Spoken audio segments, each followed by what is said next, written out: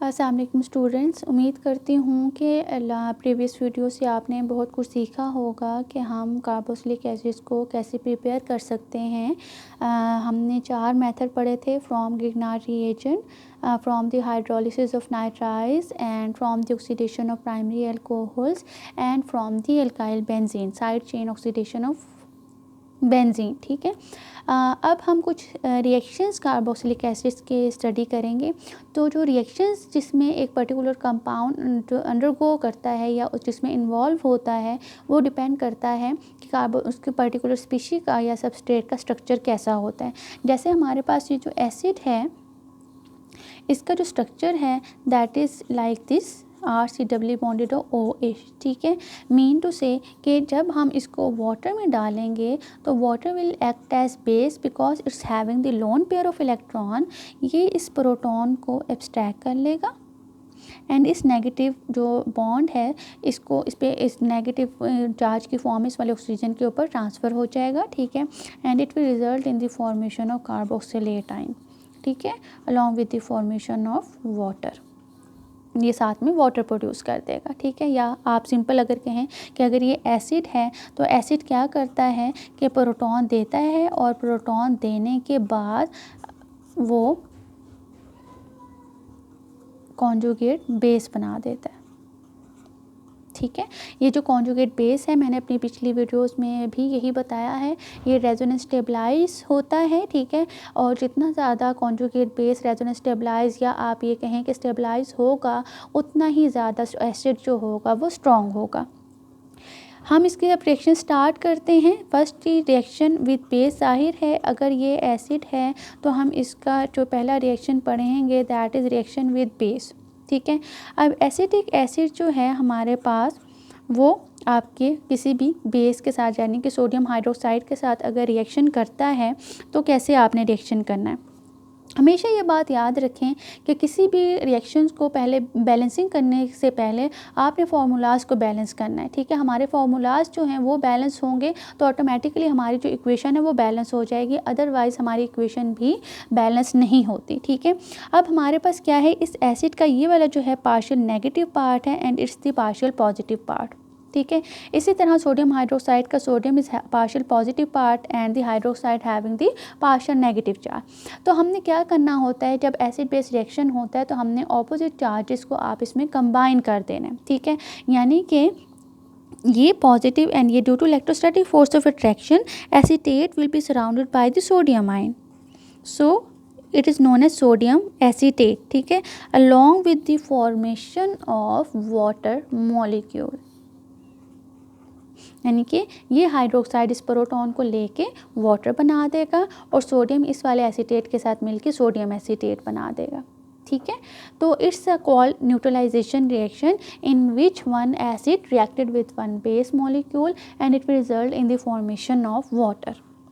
यहाँ पर acetic acid आपका जो है एसिडिक कैरेक्टर शो कर रहा है। ठीक है, इसके अलावा सेकंड टाइप के जो रिएक्शन देता है carboxylic acid that is mean जिसमें ये एसिड की फॉर्म में एक्ट करता है, तो हम इसको पहले स्ट्रॉन्ग बेस के साथ रिएक्शन करते हैं और फिर रिलेटिवली वीक बेस के साथ रिएक्शन करते हैं, जैसे सोडियम कार्बोनेट Na2CO3। ठीक है, ये हमारे पास क्या है, ज़रा वीक बेस है। अच्छा, बहुत सारे स्टूडेंट्स को सोडियम कार्बोनेट का जो फॉर्मूला है वो भूल जाता है, तो बेटे उसके लिए सिंपल सा आपने मेथड ये करना है कि फॉर एग्जांपल आपने सोडियम लिखा और आपने कार्बोनेट लिखा, तो सोडियम ग्रुप 1A से बिलोंग करता है, तो इसके लिए आप ये याद कर लें कि जो कौन सा एलिमेंट किस ग्रुप से बिलोंग करता है।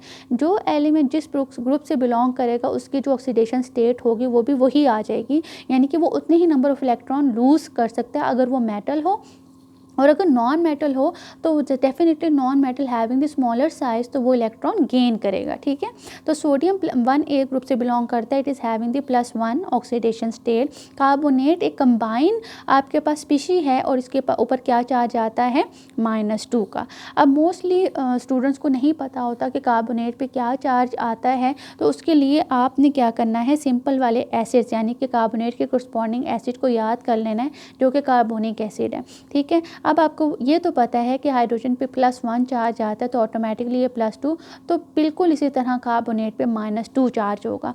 ठीक है, तो आप यहाँ से याद रख कर सकते हैं कि कार्बोनेट पे हमेशा -2 चार्ज आएगा। ठीक है, अच्छा, अब आपके पास यहाँ पे जो ऑक्सीडेशन स्टेट्स हैं, जो चार्जेस हैं, ये इम्बैलेंस हैं, तो इनको बैलेंस करने के लिए हम इनको क्रॉसेस करते हैं। मीन आप 2 को इधर ले आएंगे और 1 को इधर ले आएंगे। ठीक है, तो जब हम 2 को इधर ले आते हैं, क्रॉस कर देते हैं, तो इसका क्या मतलब है, +1, पहले सोडियम 1 था, अब 2 सोडियम हो गया, तो it will be like as +2।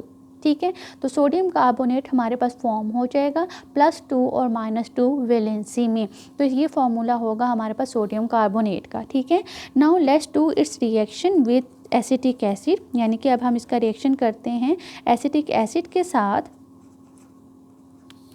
Okay, यहाँ पर जब ये इसके साथ रिएक्शन करता है, again there is a formation of salt, यानी कि सोडियम एसीटेट फॉर्म होगा। बट आपको पता है कि जब भी कार्बोनेटेड कंपाउंड्स होते हैं, अगर वो रिएक्शन में इन्वॉल्व होते हैं विद एसिड, तो वहाँ पे एक गैस एलिमिनेट होती है because of the presence of carbonate, जो जिसका नाम है carbon dioxide, along with the formation of water. Water तो डेफिनेटली फॉर्म होगा क्योंकि ये एक न्यूट्रलाइजेशन रिएक्शन है, along with the formation of sodium acetate. ठीक है, ये हमारा आपके पास इस तरह से रिएक्शन था जिसमें आपके पास ये चीज़ प्रोड्यूस हो रही थी। ठीक है, अच्छा, थर्ड जो कैटेगरी है आपके पास, that is reaction with metal.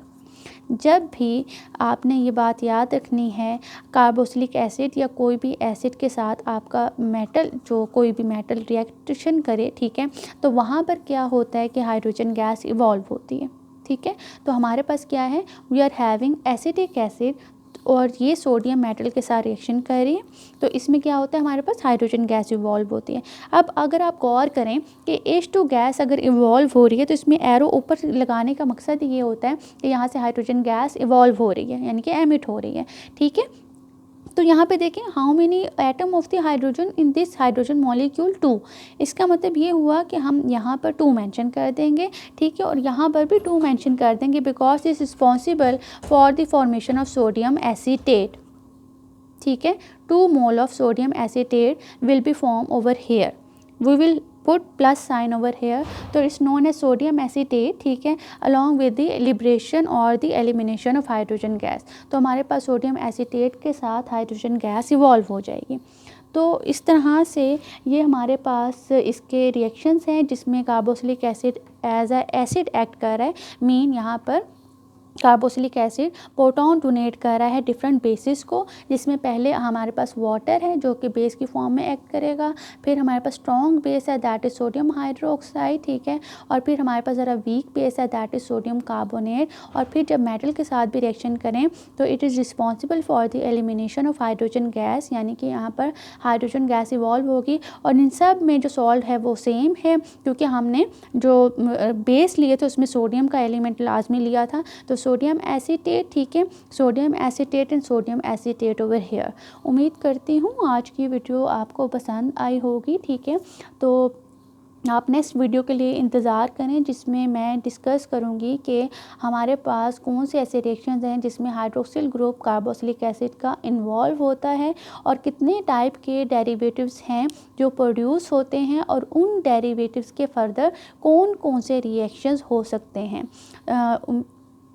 तब तक के लिए आप मुझे इजाज़त दीजिए और दुआओं में याद रखिए। Kindly like subscribe this channel. जज़ाकल्लाह, अल्लाह हाफिज़।